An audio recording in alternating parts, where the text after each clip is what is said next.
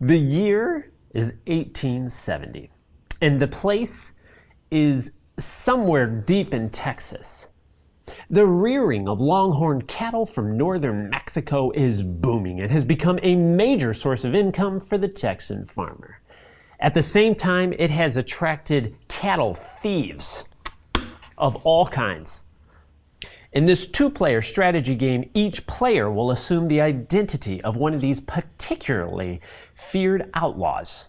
Either Eagle Perkins, wanted dead or alive, or Jesse Artist Bird, wanted dead or alive. Gameplay looks something like this. You know you're up for stealing cattle if the outlaw token has your face on it on a tile. In this situation, Eagle Perkins is on Red River Valley. He first has to steal cattle. He can choose any color he likes, but would have to take all the cattle of that color.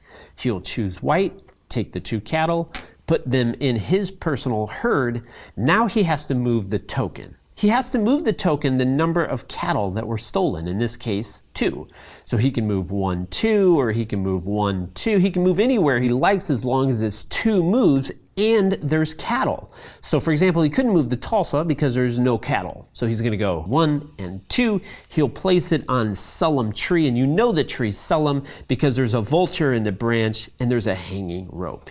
He then flips the token over, and it's now Jesse Artist Bird's move. He has to steal cattle. In this case, there's only 1 gray cattle left. He'll put it in his herd.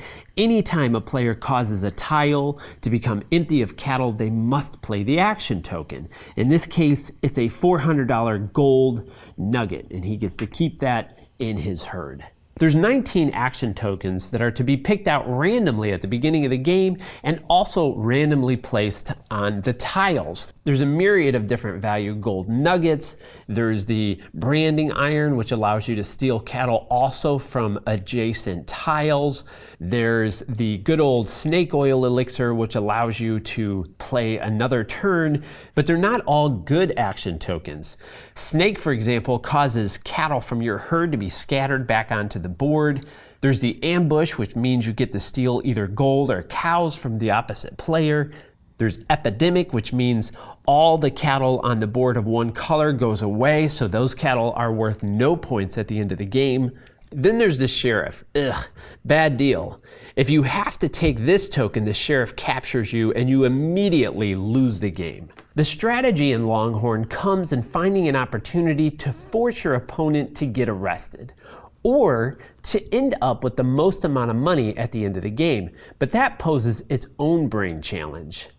Gold is obviously worth what it says on the token card. You add that to the cattle, but the cattle's worth depends on how the board was left. For example, Jesse Artist Bird has 3 orange cattle. They're worth $100 for every orange cattle left on the board. So there's 2 left on the board, so it would be 2, 3, 4, 5, 6. If there were more orange cattle on the board, let's say there were 4 of them, it would be $400 a piece. So it would be 4, 8, 9, 10, 11, 12, so $1,200 in orange cattle. So part of the strategy is balancing out how many cattle you are taking off the board and leaving on the board and what your opponent is doing. And there's yet a third way to win.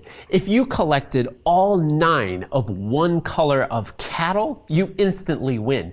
But that's hard to do, not to mention risky. But hey, Texas in the 1870s, that was risky.